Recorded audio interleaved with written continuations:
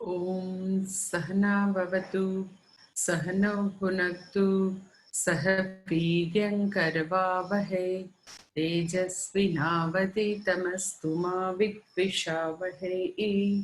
ॐ शान्ति शान्ति शान्तिः। श्रुतिस्मृतिपुराणानाम् आलयं करुणालयं नमामि भगवत्पादं शङ्करं लोकशङ्करं शङ्करं शङ्कराचार्यं केशवं बादरायणं सूत्रभाष्यकृतौ वन्दे भगवन्तो पुनः पुनः। ईश्वरो गुरुरात्मेति मूर्तिभेदविभागिने व्योमवद्व्याप्तदेहाय दक्षिणामूर्तये नमः।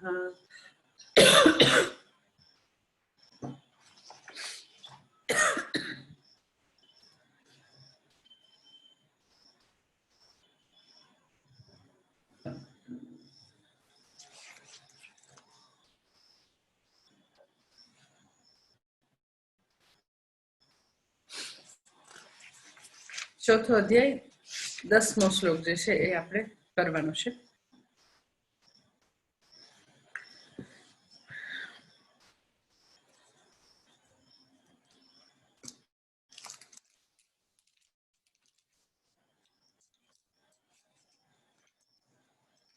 ओम श्री परमात्मने नमः।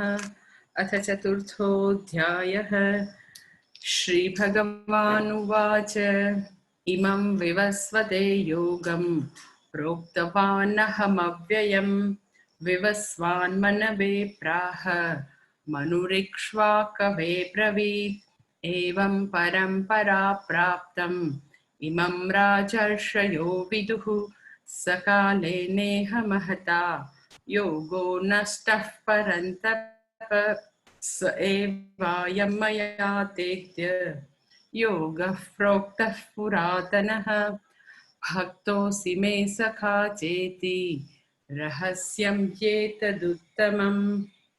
अर्जुन उवाच अपरं भवतो जन्म परं जन्म विवस्वतः कथमेतद्विजानीयाम् त्वमादौ प्रोक्तवानिति।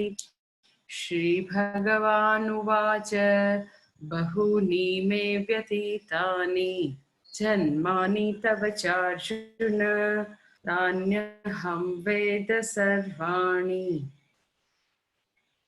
न त्वं वेत्थ परन्तप।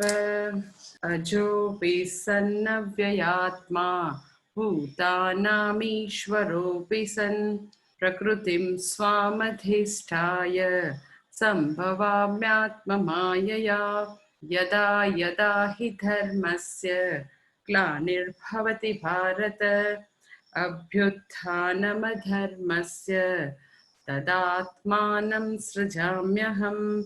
परित्राणाय साधूनां विनाशाय च दुष्कृतां धर्म संस्थापनार्थाय संभवामि युगे युगे। जन्म कर्म च मे दिव्यम् एवं यो वेत्ति तत्त्वतः त्यक्त्वा देहं पुनर्जन्म नैति मामेति सोऽर्जुन। 10મો શ્લોક આપણે કરવાનો છે। वीतरागभयक्रोधाः मन्मया मामुपाश्रिताः बहवो ज्ञानतपसा पूता मद्भावमागताः। એ છે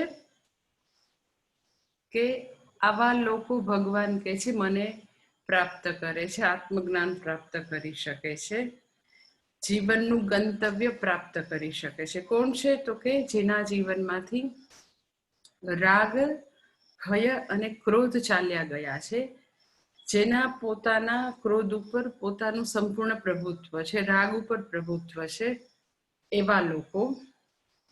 પછી આગળ કહે છે મન્મયાહા, ભગવાનને મય છે। ભગવાનને મય છે એટલે શું? તો કે બધા સંજોગોમાં કર્મયોગી છે તો કે બધા સંજોગોમાં, બધી જ પરિસ્થિતિઓમાં ઈશ્વરને જોઈ શકે છે. બધી પરિસ્થિતિઓ મોકલનાર અને પરિસ્થિતિ રૂપે ઈશ્વરને જોઈ શકે છે. જ્ઞાની છે તો કે ઈશાવાસ્યમ ઇદમ સર્વમ, સર્વત્ર એને ઈશ દર્શન છે. દેટ ઇઝ કોલ્ડ મન્મયા, ભગવાનને મય છે. પછી મામુપાશ્રિતા માટે આદિ શંકરાચાર્યજી બહુ જ સરસ શબ્દ વાપરે છે, કેવલ જ્ઞાન નિષ્ઠા. મામુપાશ્રિતા એટલે મને આશ્રિત છે. જનરલી લોકો શેને આશ્રિત હોય? તો કે જનરલી લોકો ધનને આશ્રિત હોય, સત્તાને આશ્રિત હોય, દુનિયાની ઘણી બધી ચીજ વસ્તુને આશ્રિત હોય. આ લોકો કોણ છે કે જે ઈશ્વર પ્રાપ્તિ કરી શકે છે? જે લોકો આ જ જન્મમાં તો કે પરમ આનંદ, આત્મજ્ઞાન, જીવનનું પરમ ગંતવ્ય પ્રાપ્ત કરી શકે છે. એ લોકોનો આશ્રય સંસારમાં ક્યાંય નથી. જો એ સંસારમાં રહે છે, બધા લોકોની વચ્ચે રહે છે, એ પણ અર્થકામનો પુરુષાર્થ કરે છે, પણ એનો આશ્રય ક્યાં છે? તો કે આશ્રય જે છે જ્ઞાનમાં છે. મામુપાશ્રિતા એટલે ભગવાનને જ આશ્રિત. કયા ભગવાન? તો કે જે જ્ઞાન સ્વરૂપ ભગવાન છે, અર્થાત શ્રવણ મનન નિધિધ્યાસનને આશ્રિત છે. એટલે મામુપાશ્રિતા છે એનો અર્થ શા માટે શ્રવણ મનન નિધિધ્યાસન નિષ્ઠ એવો શા માટે કર્યું? તો કે અહીંયા આગળ આદિ શંકરાચાર્યજી મામુપાશ્રિતાનો અર્થ કે છે કેવલ જ્ઞાન નિષ્ઠા. જે લોકોની નિષ્ઠા જ્ઞાનમાં જ છે, જ્ઞાનને જ સમર્પિત જીવન છે, એ લોકો બધા. અને એ લોકો કોણ છે?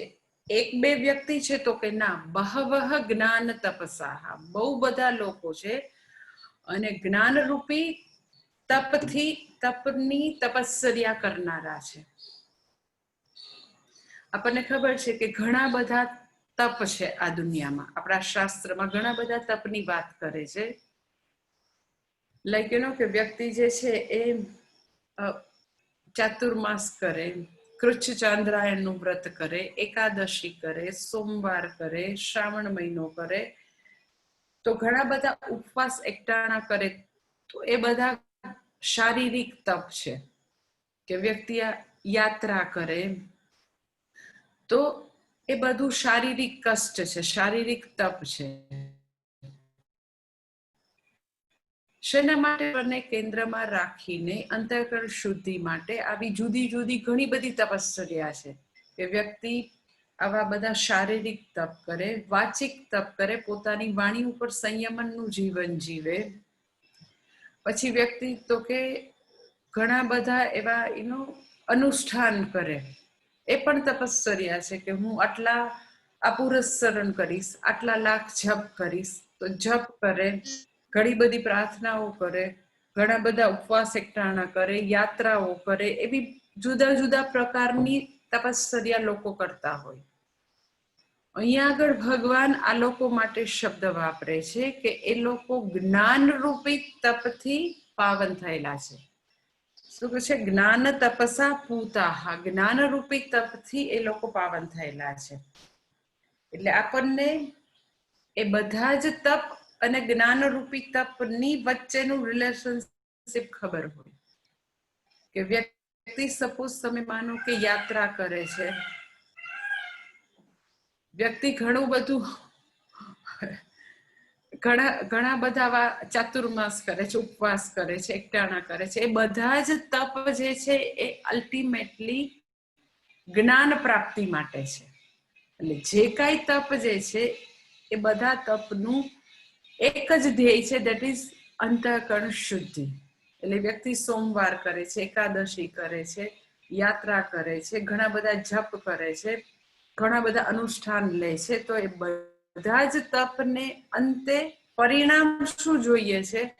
તો કે અંતઃકરણ શુદ્ધિ. હવે જ્ઞાનરૂપી તપ જે છે એનાથી પરાશુદ્ધિ છે, અલ્ટિમેટ શુદ્ધિ છે. આ બધા તપથી તો કે અંતઃકરણ શુદ્ધિ છે. વ્યક્તિ પોતાના રાગ ઉપર, ભય ઉપર, ક્રોધ ઉપર, અંદર જે કાંઈ ષડ રીપુ છે, મદ છે, મોહ છે, માત્સર્ય છે, ઈર્ષા છે, અસૂયા છે, એ બધી જ અશુદ્ધિઓને દૂર કરનારા આ બધા તપ છે. કે વ્યક્તિ બહુ બધા જપ કરે, બહુ બધી યાત્રા કરે, તો એ બધું અંતઃકરણ શુદ્ધિને માટે છે. પછી જ્ઞાનરૂપી તપ જે છે એ શેને માટે છે? તો કે વ્યક્તિ અંતઃકરણ શુદ્ધિ પ્રાપ્ત કરી, એનો અર્થ એમ કે એને જ્ઞાન માટે યોગ્ય અંતઃકરણ તૈયાર કર્યું. એટલે આ બધા તપ જે છે, જ્ઞાન સિવાયના તપ જે છે, એ સાધન રૂપે તપ છે, અંતઃકરણ શુદ્ધિ માટે છે, પાત્રતા પ્રાપ્ત કરવા માટે છે. પછી અલ્ટિમેટ તપશ્ચર્યા કોઈ હોય તો જ્ઞાનરૂપી તપ જે છે એ અલ્ટિમેટ તપ છે. એટલે એનો કે વ્યક્તિ ઘણીવાર ઘણા લોકોને એવું કન્ફ્યુઝન હોય કે હું પછી મારા જપ કે પૂજા કરું કે પછી હું ક્લાસ અટેન્ડ કરું. ઓનલાઈન ક્લાસ છે એ હું ક્લાસ ભરવા બેસું કે હું પછી મારું અનુષ્ઠાનની મારી 25 માળા બાકી છે તો એ કરું. તો મને તમને કેવું છે કે એ બે વચ્ચેનું રિલેશનશિપ ખબર હોવી જોઈએ કે જે કાંઈ માળા કરીએ, એકાદશી કરીએ, વિષ્ણુ સહસ્રનામ અર્ચના કરીએ એકાદશીને દિવસે, તો એ બધા તપ અલ્ટિમેટલી આપણે શ્રવણ મનન નિધિધ્યાસન સુધી પહોંચીએ એના માટે છે. એ બધા તપ જે છે એ સાધન રૂપે છે કે આપણને ભગવદ્ ગીતા ઉપનિષદ ભણવાની જિજ્ઞાસા ઉત્પન્ન થાય. એટલે ઇટ ઇઝ લાઈક કે વ્યક્તિ એમ કે મારે હું ઋષિકેશ પહોંચવું છે તો હું પછી ટ્રેનમાં બેસું કે પછી હું ત્યાં આગળ ગંગા કિનારે બેસી જાઉં. તો ગંગા કિનારો જે છે ત્યાં પહોંચવું એ ધ્યેય છે. ટ્રેનમાં બેસવું એ શું છે? તો કે સાધન છે. એટલે બધી જ તપશ્ચર્યા જે છે એ વાહન છે, એ સાધન છે. શેને માટે? તો કે અલ્ટિમેટલી જ્ઞાન પ્રાપ્ત કરી શકે એના માટે. એટલે જ્ઞાનની પાત્રતા કેળવવા માટે કન્ડ્યુસિવ અંતઃકરણ થાય, બધા સંજોગો આપણને અનુકૂળ પ્રાપ્ત થાય, એના માટે બધા જ જપ તપ છે. પછી અલ્ટિમેટ કોઈ તપ હોય તો એ જ્ઞાનરૂપી તપ છે. એટલે કોઈ એમ કે પણ પછી હું મારા જપ કરું કે હું ઓનલાઈન ક્લાસ કરું, તો જપ રૂપી કે પ્રાર્થના રૂપી વાહનમાં બેસીને જ તમે તો કે જ્ઞાન ગંગા સુધી પહોંચી શકાય. એટલે બંને કરવાના છે. તમે એમ કહો કે હું એક કરું ને એક ન કરું તો ન ચાલે. આ બધા જ જેટલા બી જપ તપ છે, જે પણ ઓર યુ કેન સે એને એક શબ્દમાં કેવું હોય તો એ બધી જ રિલિજિયસ લાઈફ જે છે એ અલ્ટિમેટલી તો કે જ્ઞાન પ્રાપ્તિ માટે રિલિજિયસ લાઈફ છે. એટલે એવા મેં અમુક લોકો જોયા છે કે પણ મારે ખરેખર ક્લાસ ભરવા છે, પણ એ ટાઈમે જ મારું તો કે આવી રીતે અમારે પ્રાર્થનાનો ટાઈમ છે, પૂજાનો ટાઈમ છે, જપનો ટાઈમ છે, ઓર એ બધું કરવાથી મને પ્રવચનો સાંભળવાનું મને સમય નથી મળતો. એટલે આ બે વચ્ચેનું રિલેશનશિપ ખબર હોય કે એક સાધન છે, એક એવી વસ્તુ છે આ બધા જપ તપ, પ્રેયર, રિલિજિયસ લાઈફ, એ બધું મને જ્ઞાન પ્રાપ્ત કરવા માટે, વિદ્યા પ્રાપ્ત કરવા માટે મને જરૂરી ક્વોલિફિકેશન આપશે. એટલે એક કરું ને એક ન કરું તો ચાલશે નહીં. એટલે અલ્ટિમેટ કોઈ તપ હોય તો કે જ્ઞાનરૂપી તપ છે. વ્યક્તિ શ્રવણ મનન નિધિધ્યાસન કરે એ અલ્ટિમેટ તપ છે. અને એ તપથી પાવન થયેલા લોકો, એ તપ શું છે? તો કે એ મને એ જ્ઞાન આપશે. જ્ઞાનરૂપી તપથી મને એ વસ્તુનું જ્ઞાન થશે કે હું નિત્ય શુદ્ધ છું. બીજા બધા શુદ્ધિકરણ એવા છે કે વ્યક્તિ શુદ્ધિ પ્રાપ્ત કરે તો ફરીથી અશુદ્ધિ આવે. હું નિત્ય શુદ્ધ બુદ્ધ મુક્ત સ્વરૂપ છું, એ મને તો કે જ્ઞાનથી પ્રાપ્ત થશે. એટલે જ્ઞાનરૂપી તપમાં રોજ એ જ્ઞાન ગંગામાં વ્યક્તિએ ડૂબકી મારવી પડે. એ જ્ઞાન ગંગા જે છે, જ્ઞાન એનું શ્રવણ મનન નિધિધ્યાસન રૂપી જ્ઞાન ગંગા છે, એ હંમેશા તો કે આપણને એવી ઉપલબ્ધ હોય. એમાં એ જ્ઞાન ગંગામાં રોજ ડૂબકી મારીએ તો વ્યક્તિ જે છે એ તો કે એનાથી પૂતા મદભાવમ આગતા, એનાથી પાવન થયેલા લોકો ભગવાન કહે છે મને અર્થાત જીવનના અલ્ટિમેટ ગોલને પ્રાપ્ત કરશે. અને કોણ પ્રાપ્ત કરે છે? તો ભગવાન શબ્દ વાપરે છે બહવહ બહવહ જ્ઞાન તપસાહ પૂતાહ. ઘણા બધા લોકો તો કે એ પ્રાપ્ત કરે છે. કોઈ એક બે લોકો નહીં, બહુ બધા લોકો આ માર્ગ ઉપર, આ જે રાજમાર્ગ છે, જ્ઞાનનો માર્ગ જે છે, જ્ઞાન પ્રાપ્તિ બહુ બધા લોકોએ કરી છે પૂર્વે. અત્યારે પણ ઘણા છે, વેદવ્યાસી ને વિદુર ને એવા ઘણા બધા લોકો છે કે જેને આત્મજ્ઞાન આ જ જીવનમાં પ્રાપ્ત કરેલ છે. અહીંયા આગળ પૂજ્ય સ્વામીજી એક વધારાનો એક પોઈન્ટ એડ કરતા હોય છે કે બહવહ શબ્દ દ્વારા ભગવાન એવું બી કહેવા માંગે છે કે બહુ બધા પ્રાપ્ત કરે છે તો આપણે પણ પ્રાપ્ત કરી શકીએ. આપણે પણ તો કે આ જ જીવનમાં, મનુષ્ય જીવનમાં ભગવાને જેના માટે મનુષ્ય જન્મ આપ્યો છે તો આપણે પણ જરૂર આત્મજ્ઞાન, જ્ઞાન નિષ્ઠા જરૂર પ્રાપ્ત કરી શકીએ. કારણ કે બહુ મને આમ ઘણી વાર આશ્ચર્ય થાય કે જે લોકો બહુ બધા વર્ષોથી શ્રવણ કરતા હોય તો એ લોકોને બી એવું થાય કે અમને લોકોને કઈ જ્ઞાન નથી થયું. આપણે શ્રદ્ધાપૂર્વક બહુ બધા વર્ષોથી શ્રવણ કરતા હોય તો જરૂર આપણને જે કઈ વસ્તુ શીખવવામાં આવે છે એ આપણે ભણીએ છીએ તો જ્ઞાન તો છે, ભલે આપણને એવો પ્રોબ્લેમ હોય કે જ્ઞાન આપણને આપણા બધા જીવનના પાસામાં વણાયેલું ન હોય. વારે વારે દેહાત્મ બુદ્ધિ આવી જાય, હું શરીર છું, મન છું, બુદ્ધિ છું, એવું આવી જાય, એ બીજા પ્રકારની સમસ્યા છે. દેહાધ્યાસ, વિપરીત ભાવના, એ બધું જુદી સમસ્યા છે. પરંતુ કોઈ વ્યક્તિ એવું ન કહી શકે કે મને તો જ્ઞાન જ નથી. એકવાર હું એક જગ્યાએ એવું ગ્રુપ હતું કે હું ત્યાં નથી ભણાવતી લોકોને, પણ અમેરિકામાં જ એક જગ્યાએ ગ્રુપ એવું કહી શકાય કે લગભગ 25 વર્ષથી બહુ બધા આપણા જ બધા મહાત્મા પાસે શ્રવણ કરતા હતા. તો એ લોકોને જસ્ટ આવી કઈક ચર્ચા થતી હતી તો મેં કીધું કે આપણે જો શ્રદ્ધાપૂર્વક આપણા ગુરુજન પાસેથી શ્રવણ કરતા હોય, એ લોકોએ પૂજ્ય સ્વામી દયાનંદજી અને બીજા ઘણા બધા મહાત્મા એમના શિષ્યો પાસેથી 25 વર્ષથી નિષ્ઠાથી શ્રવણ કરે, તો એ બધા લોકો લગભગ 40-45 લોકો ત્યાં બેઠા હતા, તો બધાએ મને ઘસીને ના પાડી દીધી, અમને આત્મજ્ઞાન છે જ નહીં. તો હું ટોલ્યું કે આત્મજ્ઞાન નથી, તમને હું ભણાવું છું એ અગર તમને સમજાય છે, ગુજરાતી ભાષા એ બધું સમજાય છે તો હા જ્ઞાન છે. પણ જ્ઞાન મને મારા જે મારી લાઈફના દરેક પાસામાં આત્મસાત થવું જોઈએ, બધે પેનિટ્રેટ થવું જોઈએ. એ નથી થતું અને મારું રોંગ ઓરિએન્ટેશન છે, વિપરીત ભાવનાઓ છે, એ બહુ જ સ્ટ્રોંગ છે, ખૂબ જ સ્ટ્રોંગ છે.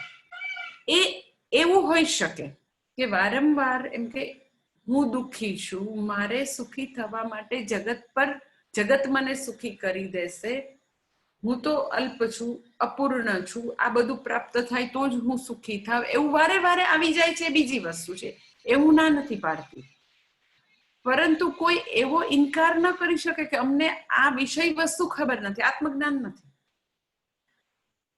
આત્માનું સ્વરૂપ સત્યમ જ્ઞાનમ અનંત સ્વરૂપ, આત્મા સચ્ચિદાનંદ સ્વરૂપ, એ જે કઈ વર્ણવેલું છે તો શબ્દ જ્ઞાન તો જરૂર છે ને.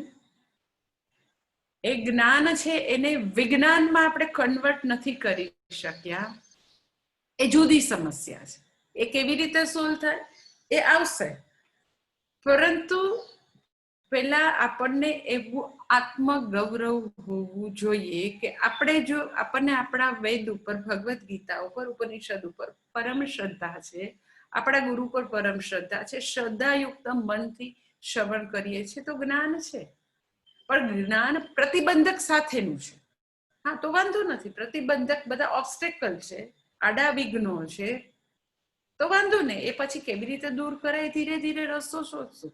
પણ એ લોકોએ મને ત્યાં હું અમેરિકા સત્સંગ કરાવતી હતી, બધા ઘસીને મને નહીં કે અમને જ્ઞાન જ નથી, આત્મજ્ઞાન છે જ નહીં. એટલે જસ્ટ કે એવું ગૌરવ હોવું જોઈએ કે અમે ભણીએ છીએ તો હા સમજાય છે, ખ્યાલ છે, વ્યવહારમાં નથી રિફ્લેક્ટ થતું તો એ બી આવશે ધીરે ધીરે. એનીવે, તો મને અહીંયા પૂજ્ય સ્વામીજીનો એક પોઈન્ટ યાદ આવે છે. સ્વામીજી બહુ સરસ કહેતા હોય છે કે બહવહ શબ્દ દ્વારા બહુ બધા લોકોએ જીવનનું ધ્યેય પરમની પ્રાપ્તિ કરેલી છે. આ માર્ગ ઉપર કોઈ એક બે જણ ચાલેલા છે એવું નહીં. ઘણા બધા લોકો આ રાજમાર્ગ ઉપરથી ચાલી ગયા છે. અગર ઘણા બધા લોકોએ બહુ બધા લોકોએ આ રાજમાર્ગ ઉપર ચાલી અને પરમની પ્રાપ્તિ કરેલી છે, તો આપણને એવું હોવું જોઈએ હું પણ પ્રાપ્ત કરી શકીશ. બહુ બધાએ પ્રાપ્ત કર્યું તો હું પ્રાપ્ત કરી શકીશ. તમને થાય કે એવું સ્વામીજીએ એટલું બધું એ પોઈન્ટને આમ બહુ જ ભાર આપવાની શું જરૂર છે? તો હું એટલા માટે કહું છું કે પૂજ્ય સ્વામીજી આગળ એડ કરતા હોય કે જનરલી લોકોની માનસિકતા એવી હોય કે મારા ગુરુ છે ને પ્રાપ્ત કરી શકે. એ મહાન યોગી, હા મહાન યોગી, બહુ જ મહાન, એ આખા આપણે પૂજ્ય સ્વામી દયાનંદજી જે છે એના જેટલા મહાન ટીચર, મહાન ગુરુ કોઈ હોય જ ન શકે. બધું એગ્રી, આપણા ગુરુ જે છે અતિશય મહાન, એગ્રી. પણ આપણે એવું નથી કરતા, પણ જનરલી બીજા બધા કલ્ટમાં લોકો એમ કે અમારા ગુરુ બહુ મહાન, ત્યાંથી રોકાય નહીં, પછી આગળ કે પણ એ તો અવતારી પુરુષ હતા. હા, બસ અહીંયા આગળ સમસ્યા શરૂ થાય. એ મહાન છે, સ્વીકાર્ય. આપણા કરતા તો કે એ હજારો જન્મની અંતઃકરણ શુદ્ધિ લઈને આવ્યા છે, ખૂબ જ આગળ છે, પણ સ્વીકાર્ય. પરંતુ જ્યારે ભગવાન એવું કે બહુ બધા લોકો આ રાજમાર્ગ ઉપર ચાલી અને પરમની પ્રાપ્તિ કરી છે, તો આપણે બી કરી શકીએ. એ પણ એક સીધા સાદા મનુષ્ય તરીકે જન્મ્યા હતા એની માની કુખે, અને એને આ જ જન્મમાં આત્મજ્ઞાન, જ્ઞાન નિષ્ઠા પ્રાપ્ત કરી, તો હા આપણે બી કરી શકીએ. હવે બહુ બધા પંથના લોકો ઇનવેરિયેબલી પોતાના ગુરુને અવતાર બનાવી દેશે. મારે કોઈ બધા પંથના નામ નથી લેવા, પણ મોટા ભાગના પંથ, તમે આપણો જે સનાતન ધર્મ, વૈદિક ધર્મ, આપણા ધર્મને બાદ કરો તો લગભગ બધા પોતાના ગુરુને અવતાર બનાવી દે. કે અમારા ગુરુ તો છે ને, લાઈક સાઉથમાં એક એવા મહાત્મા થઈ ગયા, અમારા ગુરુ તો સુબ્રમણ્યમ કાર્તિકેય ભગવાનનો અવતાર, કોઈ એમ કે અમારા ભગવાન તો કૃષ્ણનો અવતાર, કોઈ એમ કે ફલાણું કલ્કી અવતાર, કેટલું બોલ કરતા હોય લોકો, બ્લાબરી, કે અમારા ભગવાન તો અવતારી પુરુષ છે. હવે આપણને એવું થાય કે લે પણ એને પોતાના ગુરુ માટે એટલું માન હોય, એટલું એને એવું થાય કે એ તો સાક્ષાત ભગવાન અવતારી પુરુષ છે, આપણને શું વાંધો હોઈ શકે? તમને એવું થાય ને કે આપણને માનવું, જેને જે માનવું હોય માને. તો ખાલી આટલું જ સમજવાની જરૂર છે કે શા માટે લોકો પોતાના ગુરુને અવતાર બનાવી દે, એની પાછળની સાયકોલોજી શું છે, શું રહસ્ય છે? શા માટે લોકોને ગુરુને ભગવાન બનાવી દેવાની, અવતારી પુરુષ બનાવી દેવાની આટલી બધી ઉત્કંઠા શા માટે હોય છે? પૂજ્ય સ્વામીજીનું રીઝન બહુ સરસ આપતા છે, વેરી આપણને એવું થાય કે ઇન્ટરેસ્ટિંગ ટુ નો, કે ગુરુને ભગવાન બનાવી દો, એ અવતારી પુરુષ બનાવી દો, એટલે એના જેવા મહાન બનવાની કડાકૂટમાંથી આપણે મુક્ત. એ તો અવતારી પુરુષ, એ બધું કરી શકે, આપણે થોડા નહીં કરી શકીએ. પછી એના નામે થોડા પરચા અને ચમત્કારની ચોપડીઓ છાપી દે. પછી લગભગ ઇન્વેરિયેબલી થાય કે એ અવતારી પુરુષ જીવતા હોય ત્યારે એના જે સંન્યાસી ચેલા ચેલીઓ હોય, લગભગ એના સત્સંગમાં, એની કથાઓમાં, એની રવિવારની કથા, સોમવારની કથા જે હોય એમાં તમે જાઓ, આઈ વિશ કે તમે જાય અને સાંભળો, તો એમાંથી 98%, 98 થી 99% વાત એ બાપજીના પરચા જ હોય, ચમત્કારોની જ વાત હોય. એટલે ઇન્વેરિયેબલી જીવતે જીવ એને તો કે આવી રીતે અવતાર બનાવી દે, અને એના જે શિષ્યો હોય એ લગભગ આવી પરચાની, ચમત્કારની વાતો કરીને લોકોની આંખમાં ધૂળ નાખે. જો એને તમે એ જે તે વ્યક્તિને માત્ર તમે હ્યુમન બીઈંગ તરીકે રાખો, તો આપણે એને જે પરિશ્રમ કર્યો હોય એ પરિશ્રમ કરવો પડે. એનામાં જે કરુણા છે, એની જે મહેનત, એની નિષ્ઠા, એ બધું આપણે પ્રાપ્ત કરવું પડે. પરંતુ એને ભગવાન બનાવીને એને અભેરાઈ ચડાવીને એની રોજ આરતી ઉતારવાથી આપણે જેવા અંદર ગંદરા છીએ, ડર્ટી, અંતઃકરણ અશુદ્ધ વાળા છે, એવા ને એવા આપણે ચાલુ રહી શકીએ. એટલે આવી રીતે ચમત્કારો પરચા બનાવી દેવાનું એ એકદમ મિડિયોકર થિંકિંગ. આપણે એવા ને એવા કન્ટિન્યુ રહેવું છે. એટલા માટે આ બધી જગ્યાએ આવા પ્રકારની ચમત્કાર ને અવતાર ને આવા ભગવાન ને એવા બધા ડિંડક ચાલ્યા કરશે. એટલે આપણને અહીંયા આગળ બહવહ શબ્દ દ્વારા આટલી ખબર હોય કે બહુ બધા લોકોએ આત્મજ્ઞાન આ જ જન્મમાં, એ જ જન્મમાં પ્રાપ્ત કર્યું છે, તો આપણે પણ જરૂર પ્રાપ્ત કરી શકીએ. હવે સવાલ એ થાય કે ભગવાન બહવહ તો સમજ્યા, ઘણા બધા લોકો, બહવહ એટલે નોટ ઓલ, બધા નહીં, ઘણા બધા તો સમજી ગયા કે બહુ બધા લોકો ગયા છે, પણ તોય બધાને તો તમે આત્મજ્ઞાન નો આપ્યું ને, ઘણાને આપ્યું, પણ તો બી એમાંથી ઘણા બાકાત બી રહી ગયા હશે. તો એવું શા માટે કરો છો ભગવાન તમે? એનું કે તમે તો ભગવાન છો ને, તમારે બધાને પરમની પ્રાપ્તિ કરે, બધા જ પરમ સુખ પ્રાપ્ત કરે આ જ જન્મે, એવું તમારે કરાય. એટલે હવે આદિ શંકરાચાર્યજી 11મા શ્લોકના ભાષ્યમાં કહે છે આવું: તવ તર્હિ રાગદ્વેષઃ સ્તઃ યેન કેભ્યશ્ચિત એવ આત્મભાવમ પ્રયચ્છસી ન સર્વેભ્યઃ ઇતિ ઉચ્યતે. તમે કોઈકને જ આત્મજ્ઞાન આપો છો, કોઈને જ પરમ સુખની પ્રાપ્તિ કરાવો છો,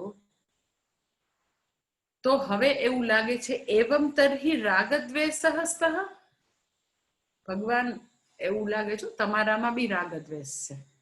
કેવા રાગદ્વેષ? તો કે સંસારમાં તો એવું સાંભળ્યું છે કે વાલા ને દવલા હોય, આ મારા તો કે પ્રિય વ્યક્તિઓ છે, આ મારું તો કે કોર ગ્રુપ, મારા એકદમ જ સિગ્નિફિકન્ટ લોકો, નજીકના લોકો, એ બધા તો કે મારા નિયર એન્ડ ડિયર, આ બધા તો કે આઉટસાઇડર, આ બધા તો કે બીજા. એટલે સંસારમાં તો એવું હોય કે આ મારા પ્રિય વ્યક્તિઓને આ બીજા આઉટસાઇડર.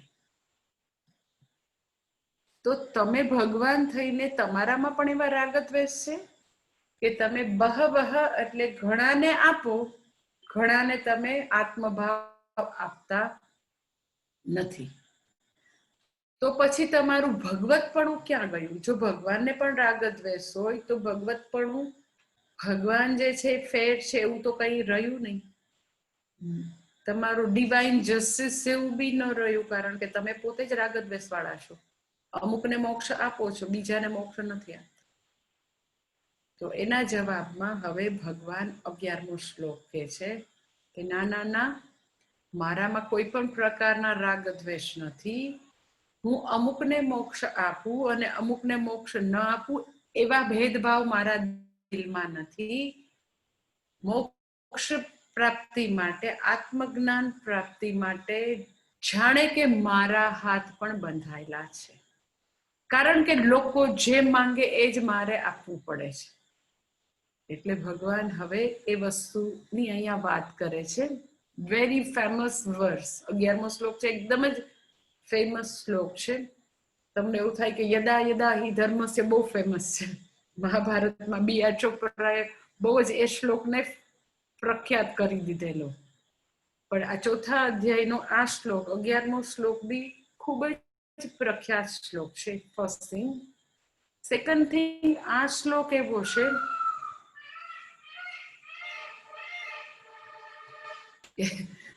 જેની અંદર તો કે આ શ્લોકની અંદર ઘણા બધા બેઝિક સિદ્ધાંતો શાસ્ત્રના, ઘણા બધા જે તમને ડે ટુ ડે લાઈફમાં તમે ઘણા બધા લોકોની ના કન્ફ્યુઝન દૂર કરી શકો, એક્સપ્લેન કરી શકો, એવા ડે ટુ ડે લાઈફના સામાન્ય સિદ્ધાંતો, પ્રાર્થના અંગેના, ભક્તિ અંગેના, બધા રિલિજન છે એ લોકોની શું એક્ટિવિટી છે એ અંગેના બધા જે સિદ્ધાંતો જે છે શું છે એ બધી વસ્તુ પણ આ 11મા શ્લોકમાં છે. એટલે 11મો શ્લોક આઈ વિશ કે તમે બધા સાંભળી એની ઉપર મનન કરી અને તમને ક્લેરિટી આવશે તો તમે ઘણા બધા લોકોને આ શ્લોકમાંથી આવી જનરલ ક્લેરિટી આપી શકશો કે બધા રિલિજિયન અને સનાતન ધર્મમાં સમાનતા શું છે, ફરક શું છે. જેટલા બી દુનિયામાં કલ્ટ છે, જેટલા બી આખા વર્લ્ડમાં, એ અને સનાતન ધર્મની અંદર સમાનતા શું છે, ફરક ક્યાંથી શરૂ થાય છે. બધા રિલિજિયન જે છે, જેટલા બી રિલિજિયન અને આપણો સનાતન ધર્મ, એનો ગોલ શું છે, ક્યાં સુધી બધા સાથે ચાલે, ક્યાંથી બધા અલગ થઈ જાય છે. એટલે એવું કહી શકાય કે જે કાંઈ દુનિયામાં ધર્મના નામે ચાલી રહ્યું છે એ બધી જ વસ્તુ શું છે, આપણે શું ભણી રહ્યા છીએ, એ બધી વસ્તુની બેઝિક ફંડા સિદ્ધાંત તો અહીંયા આગળ છે આ શ્લોકમાં. એટલે આ શ્લોક સમજીએ તો આપણને, મેં તમને કીધું ને કે આવું બધું દુનિયામાં જે બી તિકડમ ચાલતું હોય કે જે કાંઈ ચાલતું હોય, ઘણી બધી ક્લેરિટી મળશે. એટલે મહાત્મા જે છે, જે બધા અમારી જેમ ભણાવતા હોય, એ લોકો આ શ્લોક ચોથા અધ્યાયનો 11મો શ્લોક બહુ વાર કોટ કરતા હોય, ઘણી બધી વાર ઘણી બધી જગ્યાએ કોટ કરતા હોય. એટલે એવી રીતે આ ખૂબ જ એ રીતે ઇમ્પોર્ટન્ટ શ્લોક છે. અને આઈ વિશ કે તમને આના હું આવી રીતે એક પોઈન્ટ હાઇલાઇટ કરું તો તમે ફ્યુચરમાં કોઈ સાથે કંઈ બી ડિસ્કશન થાય તો તમને ખબર હોય કે આ બધી વસ્તુ ચોથા અધ્યાયના 11મા શ્લોકમાં ભગવાને ઓલરેડી કીધેલી છે. એટ ધ સેમ ટાઈમ એ બધી વસ્તુનું ભાષ્યમાં પણ આદિ શંકરાચાર્ય જે બહુ જ સરસ રીતે એ વિવરણ કરેલું છે. એટલે તમને બસ જસ્ટ ખ્યાલ આવે, જ્યારે બી દુનિયામાં પોતાના સંતાનોને ક્યાંય બી આ બધી વસ્તુ કેવી હોય તો તમને આવું જનરલ ઇન્ફોર્મેશન વિથ બધા એના ફંડા, એના સિદ્ધાંતો સાથે આ બધી આ વસ્તુ સરસ રીતે અનફોલ્ડ કરેલી છે ભગવાને. 11મો શ્લોક, યે યથા મામ પ્રપદ્યન્તે તામ તથૈવ ભજામ્યહમ મમ વર્ત્માનુવર્તન્તે મનુષ્યાઃ પાર્થ સર્વશઃ. કે છે જે યથા મામ પ્રપદ્યન્તે, ભગવાન કહે છે કે મને કોઈ જ રાગ દ્વેષ નથી. હું શું કરું, જે લોકો મારી જે પ્રકારથી ઉપાસના કરે છે એમના ઉપર હું એ જ પ્રકારે અનુગ્રહ કરું છું. હું તો ફેર છું, મારામાં કોઈ રાગ દ્વેષ નથી.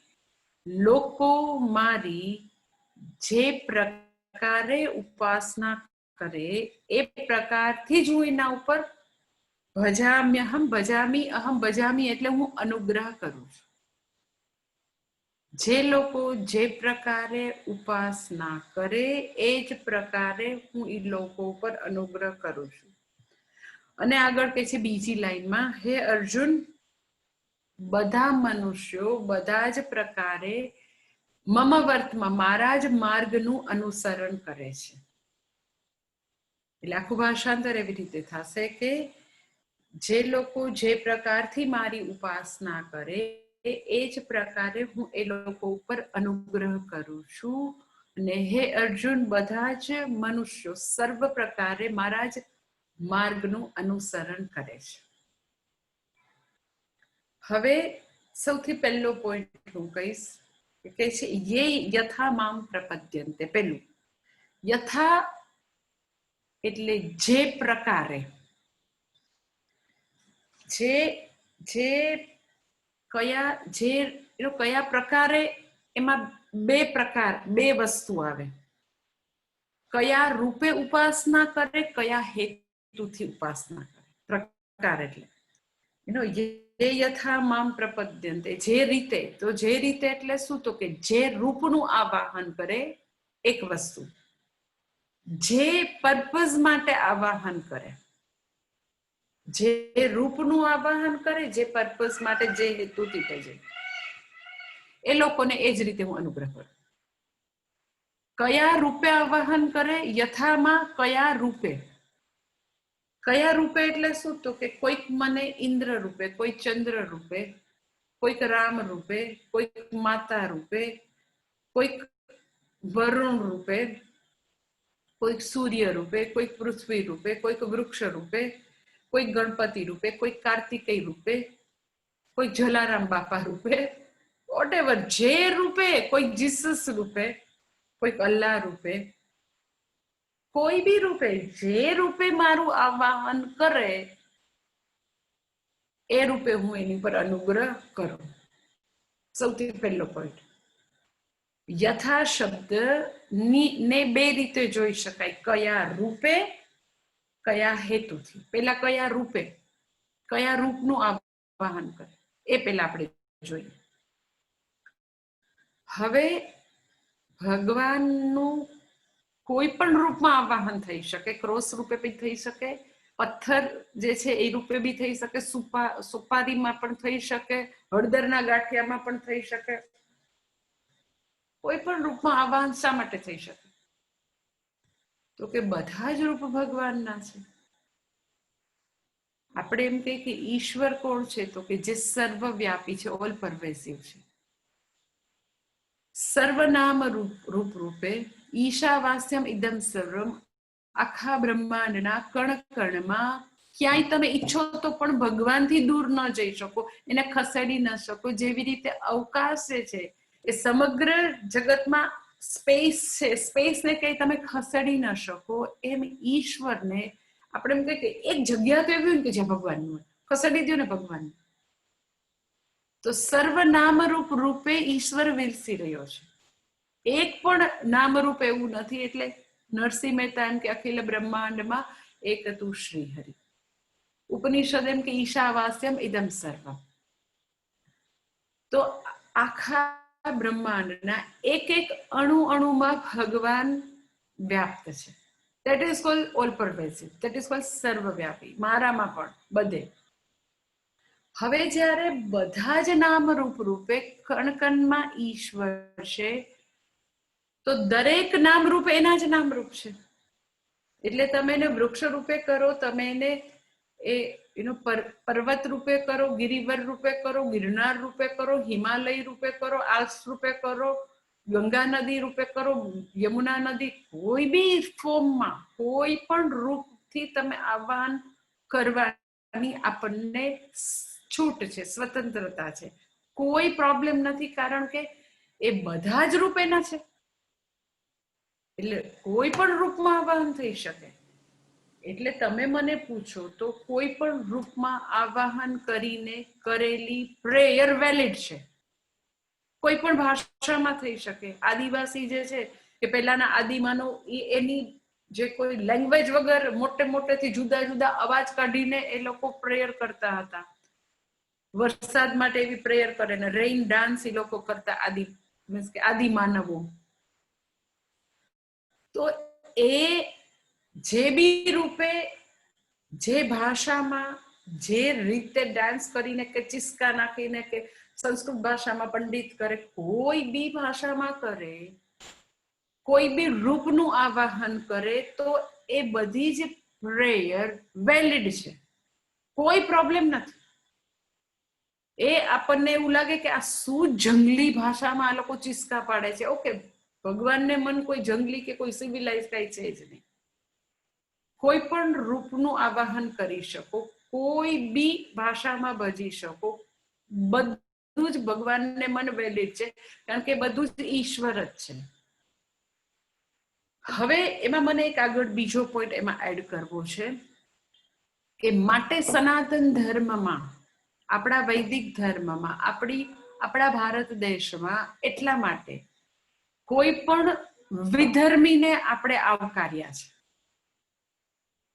સનાતન ધર્મ વાળા નથી, લોકો વેદોક્ત ધર્મ નથી પાળતા, છતાં એ મુસ્લિમ હોય કે મોગલો હોય કે પારસી હોય, જે કોઈ લોકો આવ્યા, તો આપણે કોઈ દિવસ એના જે એનું પ્રેયર કરવાનું સ્થાન, એ પ્રેયર કરવાની પદ્ધતિ, એના જે ઈષ્ટ દેવતાઓને તોડવાની કોશિશ નથી કરી. ઓર એ લોકોને એવું નથી કીધું તમે ઇન્ડિયામાં આવ્યા ને એટલે તમારે બધાએ છે ને શિવજીને ને કૃષ્ણની જ પૂજા કરવાની, તમારા જે છે ને ઈસુ ખ્રિસ્તને નહીં અમે માન્ય ગણીએ, તમે હિન્દુમાં પેલા કન્વર્ટ થાવ.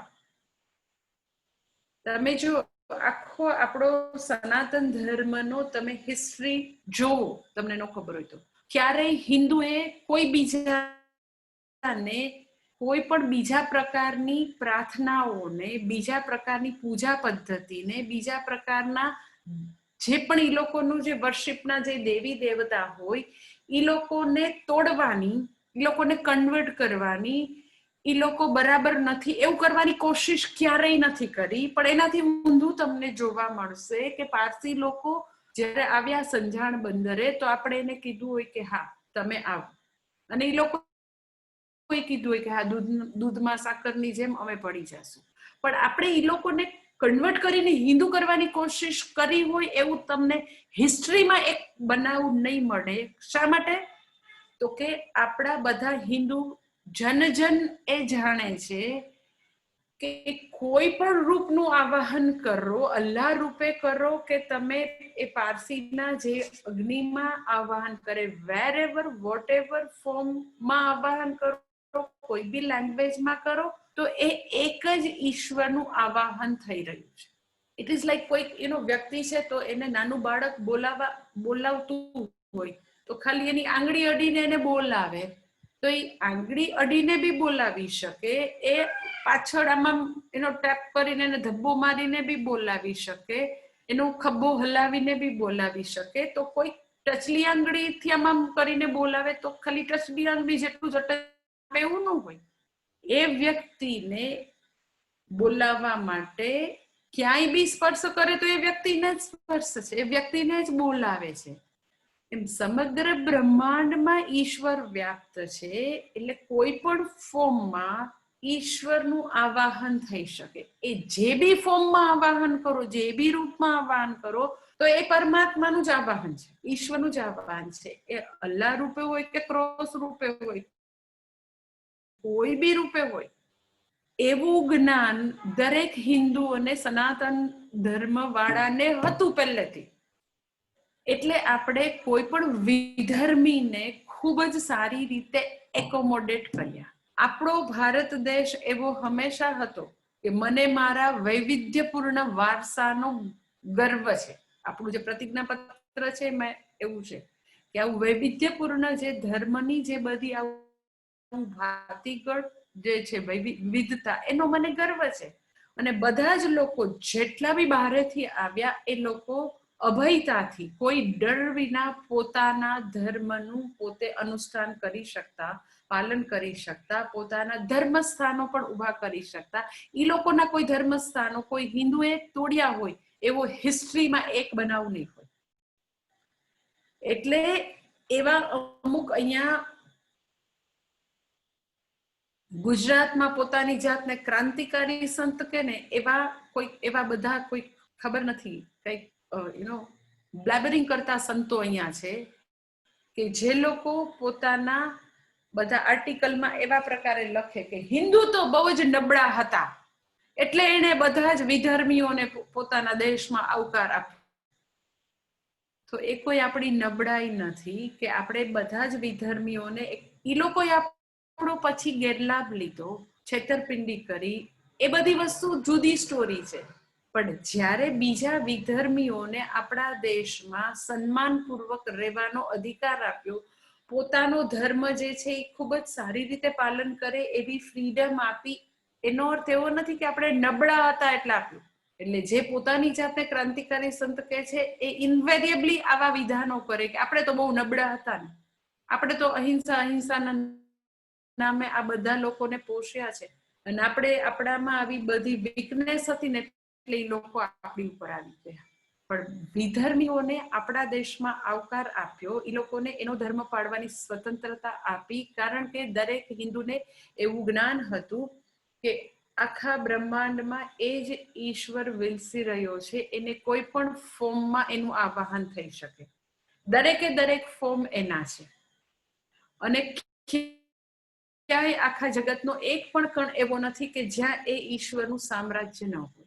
એટલા માટે જ્યારે પેલો ભગવાનનો નૃસિંહ અવતાર થાય એટલે પેલો એના હિરણ્યકશ્યપુ કહે છે ને કે આમાં છે તારો ભગવાન, આ જડ થાંભલામાં છે? તો કે હા, એમાંય છે.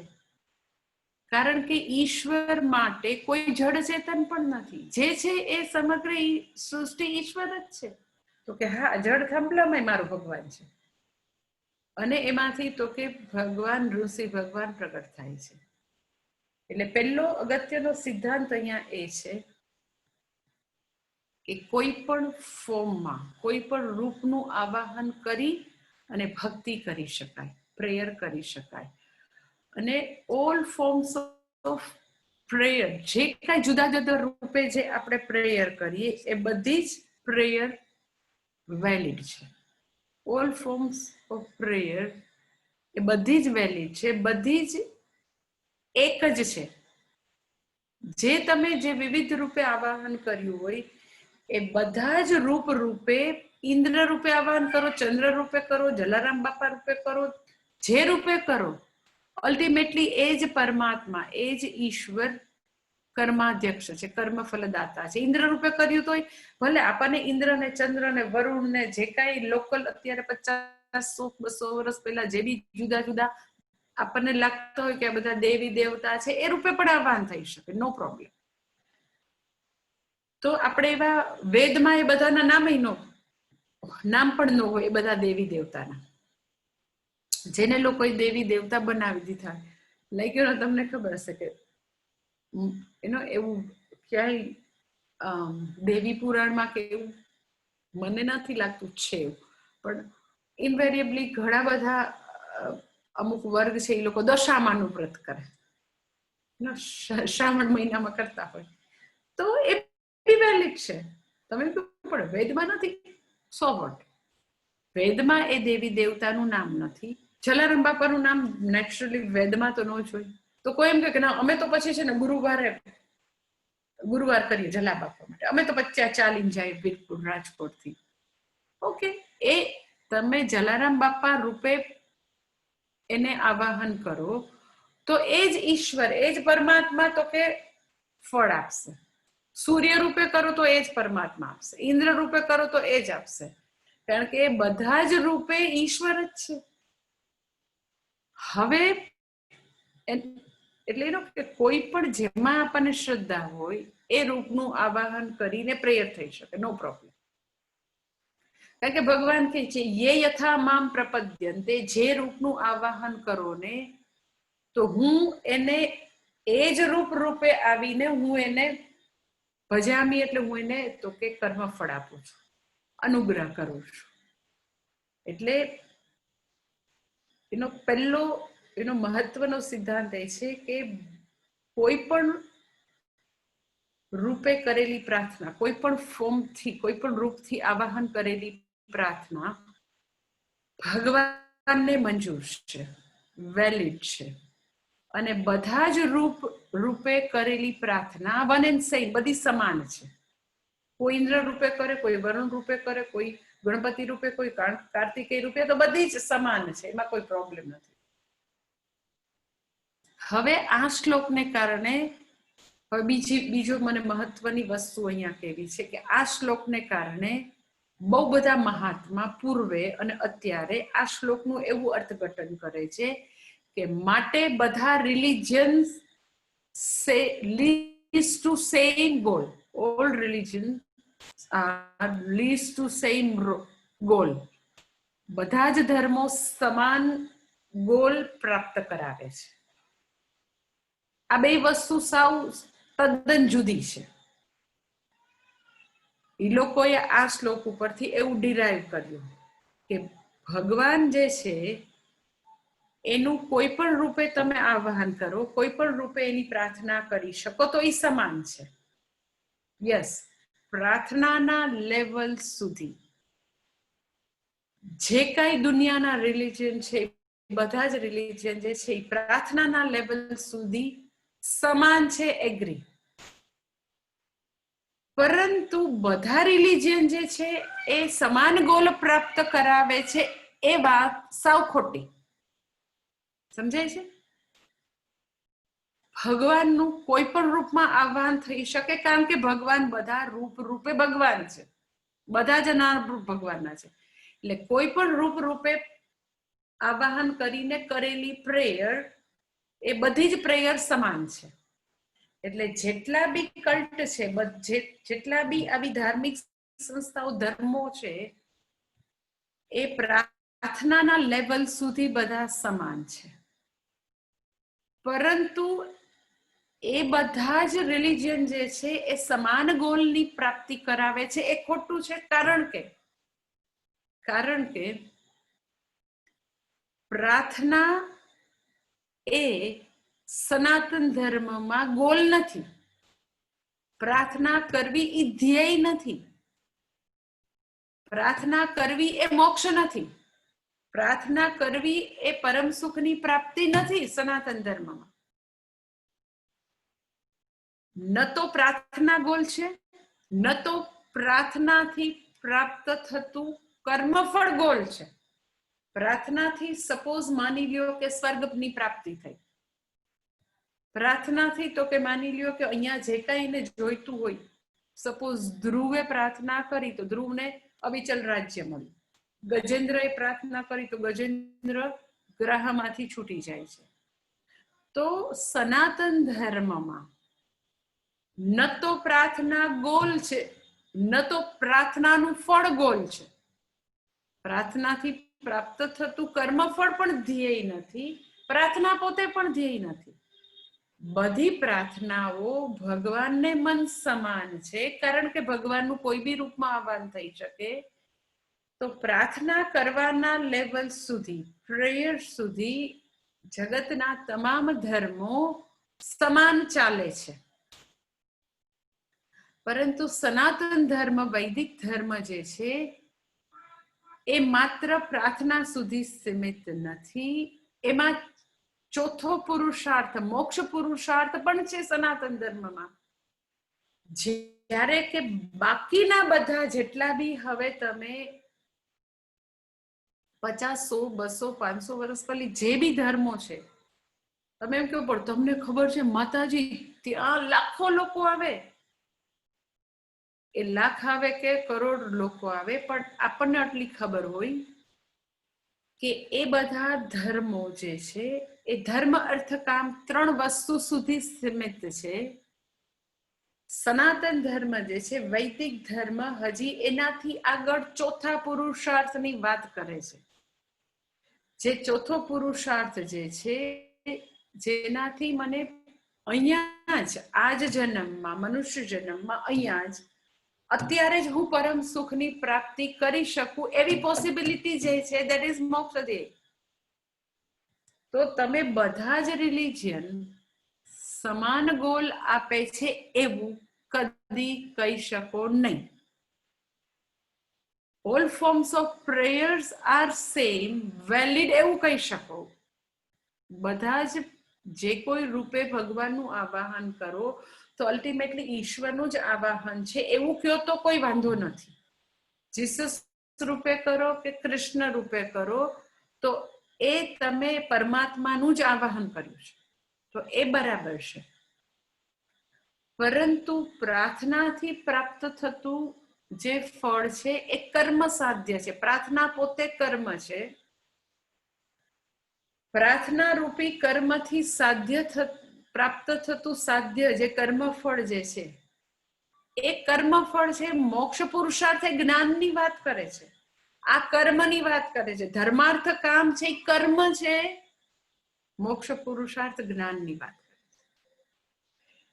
એટલે ચોથો જે મોક્ષ પુરુષાર્થ છે, દુનિયાના વેદોક્ત ધર્મ, વેદોક્ત સનાતન ધર્મ સિવાય દુનિયાના એક પણ રિલિજનની અંદર મોક્ષ પુરુષાર્થની વાત જ નથી. સાલ્વેશન છે એ મોક્ષ નથી. એ લોકો મોક્ષ કોને કહે છે તો કે એટર્નલ હેવન, પેરેડાઇઝ, વૈકુંઠ, શિવલોક, એને એ લોકો કહે છે.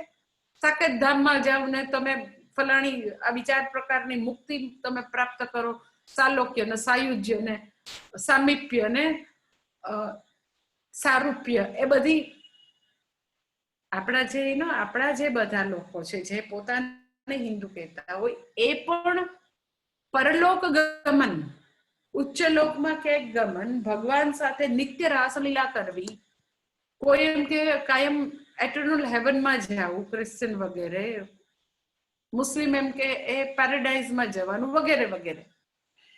એ લોકોની મોક્ષની વ્યાખ્યા શું છે? તો કે કર્મફળ રૂપે અહીંયા જે કઈ પ્રાર્થના, પૂજા, સત્કર્મ કર્યા, અગ્નિહોત્ર કર્મ કર્યું, એના ફળ રૂપે મને સ્વર્ગ પ્રાપ્ત થયું, એ મોક્ષ છે.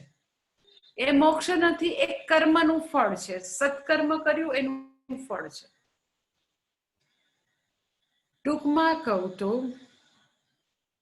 બધા જ દુનિયાના તમામ ધર્મો, જે કઈ બધી વસ્તુ ચાલી રહી છે, એ બધામાં જે પ્રાર્થનાનો પાઠ છે, એ બધાનો તમે સમાન કહી શકો, કારણ કે કોઈ પણ રૂપમાં ઈશ્વરનું આવાહન થઈ શકે.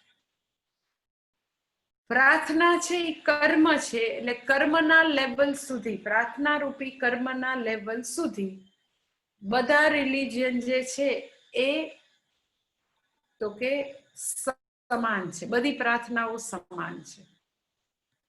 પરંતુ પ્રાર્થના છે એ કર્મ છે, પ્રાર્થનાથી પ્રાપ્ત થયેલું ફળ પણ કર્મફળ છે. કર્મફળ જે છે એ એક દિવસ નાશ પામવાનું, એટલે જે બી લોકમાં જવાનું છે તો પાછા આવવાનું છે. લોકમાં જવું એ મોક્ષ નથી, જ્યારે એ લોકો એને મોક્ષ કહે છે. એટલે બધા ધર્મોનું જે ગોલ છે એ સમાન નથી, કારણ કે બધા જ ધર્મ લોકમાં જવાને ગોલ કે છે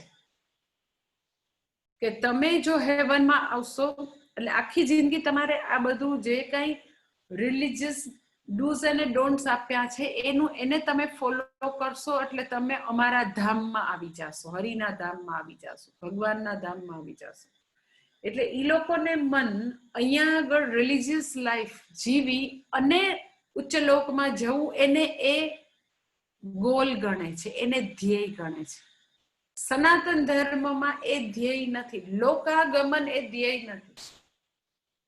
એટલે બધા રિલિજિયન જે છે એ સમાન ગોલ પ્રાપ્ત કરાવે. અહીંયા આગળ અમારે સૌરાષ્ટ્રમાં એમ કે ઈ હંધુય હરખું, એવું કે ઈ હંધુય હરખું કહેવાય માતાજી.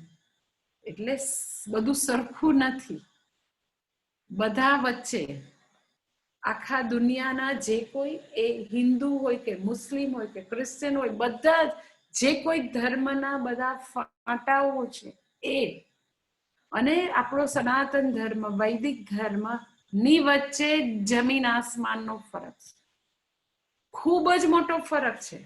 એ બધા કર્મ સુધી સીમિત છે, કર્મથી પ્રાપ્ત જે કાંઈ થાય ત્યાં સુધી સીમિત છે. એટલે એવું વાક્ય છે શાસ્ત્રમાં, યદ્યત કર્મ સાધ્યમ તદ્દત અનેક સાધનમ, તદ્દત અનિત્ય, કે જે તો કે કર્મ સાધ્ય છે એ બધું અનેક સાધનમ, અને બધું તો કે અનિત્ય છે, જેમ કર્મફળ જે છે એ પૂરું થાય એટલે પૂરું થઈ ગયું, અનિત્ય. અને યદ્યત કર્મ સાધનમ તત્ત અનેક સાધનમ. શા માટે કોઈ પણ રૂપે ભગવાનની પ્રાર્થના થઈ શકે? તો કે જે કર્મ હોય હંમેશા અનેક સાધન જ હોય, કર્મની વાત હોય, અનેક સાધન હોય, અનેક રૂપે થઈ શકે કર્મ. લાઈક હું તમને એમ કહું કે આપણે ઋષિકેશ જવાનું છે સપોઝ, તો ઋષિકેશ જવું એ ઋષિકેશ પહોંચવું એ કર્મ સાધ્ય છે, કર્મથી આપણને એ સિદ્ધ થશે. કયું કર્મ? તો કે ટ્રાવેલિંગ રૂપી કર્મ, યાત્રા રૂપી કર્મથી આપણે ઋષિકેશ પહોંચી શકીએ. તો યદ્યત કર્મ સાધ્યમ તત્ત અનેક સાધનમ, કર્મથી જે આપણને અચીવ થતું હોય એ ઘણા બધા રીતે અચીવ કરી શકાય. કોઈ કેમ કે અમારે તો છે ને હવે આ કોરોના છે ને એટલે અમે કારમાં જ જશું, કોઈ એમ કે ના ના વાંધો નહીં, હવે એમ ફ્લાઇટમાં તો એ લોકો સોશિયલ ડિસ્ટન્સિંગ રાખે છે, ફ્લાઇટમાં પહોંચી જશું. કોઈ એમ કે ના ના અમને તો ટ્રેનમાં જવું છે. તો જે કર્મ દ્વારા સાધ્ય છે એ અનેક રીતે તમે પ્રાપ્ત કરી શકો. એટલે જે પ્રેયર જે છે એ કર્મ છે. પ્રાર્થના કરવી એક આઈધર કાયિક કર્મ છે, ઓર વાચિક કર્મ છે, ઓર માનસિક કર્મ છે, પણ કર્મ છે. તો કર્મ અનેક રીતે થઈ શકે. કોઈ એમ કે મારે તો છે ને ચૈતન્ય મહાપ્રભુની જેમ મારે તો નાચીને ભક્તિ કરવી છે, નાચતા નાચતા નાચતા નાચતા મારે હરિકીર્તન કરવું છે. ઓકે, એમાંય થઈ શકે. કોઈ એમ કે મારે તો બહુ બધી યાત્રા કરવી છે. એક અમારે એક બેન છે કોઈમ્બતુરમાં, તો ઓછામાં ઓછું આઈ ટેલ યુ 25 થી 30 વાર કૈલાસ માનસરોવર જયેલા છે. પછી 25 થી 30 વાર માનસરોવર, પછી ત્યાં આગળ એવું ઘણું છે, છોટા કૈલાસ ને ત્યાં આગળ એવા બહુ બધા યાત્રાધામ છે. પછી આ બધું એમ કે બદ્રી કેદાર ને એ તો બધું 25 પણ 25-30 વાર જયેલા છે. એટલે તમે જ્યારે બી હું કોઈમ્બતુર જાઉં ને તો એવરી ટાઈમ હું જેટલી વાર ગઈ હશે છેલ્લા 25 વર્ષમાં એને ત્યાં કોઈમ્બતુર સિટીમાં રહે છે, તો દરેક વખતે આઈધર ઈ યાત્રામાંથી આવ્યા હોય ઓર યાત્રામાં જવાની તૈયારી. આ 25 વર્ષથી બેનને હું ઈ જ જોઉં. સો કે જે વસ્તુ કર્મથી પ્રાપ્ત થતી હોય તો એ અનેક સાધન. કોઈક લોકો તો કે આવી રીતે આવા જુદી જુદી યાત્રામાં મંડી પડ્યા હોય. કોઈ એમ કે ના યાત્રા નહીં હો, આપણે તો એક જગ્યાએ બેસીને આપણે તો કાંઈ પૂજામાં માનીએ, આપણે રોજ 16 પૂજા કરીએ. કોઈ એમ કે ના મને તો બહુ જપ ગમે, કોઈ એમ કે ના મને તો આવી રીતે જુદા જુદા પ્રકારના ચાતુર્માસના એકટાણા ગમે. તો જે કર્મથી સાધ્ય છે એમાં કોઈ એમ કે ના મને તો અગ્નિહોત્ર કર્મ ગમે, કોઈ એમ કે મને તો ગાયત્રી યજ્ઞ ગમે.